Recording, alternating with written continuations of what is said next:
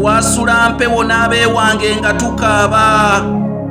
Amaziga gaali mangi nnyo nga bwe tutaawa.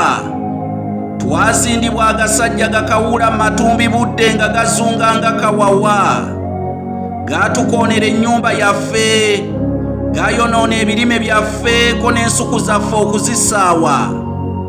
Eyagatuma olw'okwezza ettaka lyaffe twamumanya era olwaleero ayolekera essaawa ye ey'okuzaawa. Yali alowooza nti ensaali gikungula n'ebyayo nga yeerabidde nti amalima gaawukana ku masaawa. Watukola bubi nnyo musajja gw'okutusaayira ensuku zaffe ezigudde akaleka, ne tusulangako n'okusibiriranga muwogo akaawa.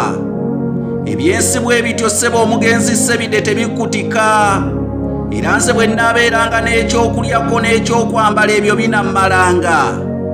Kubanga ayagala ffeeza takkutenga ffeeza, era bw'atyo n'ayagala zaabu naye takkutenga zaabu.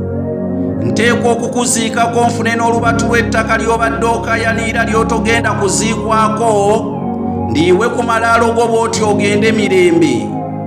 Ssebide wakaayanira ttaka olwaleero, k'olikkute nga bw'ozaawa. Nze Kanoonya Juma, omulangira ow'e Bukerekere ate omusomesa ow'ekyasa ku mutimbagano. Nkujjukiza nze yakuwandiikira ekitabo Entabiro y'Oluganda olw'edda, kiikyo kya mitwalo 6.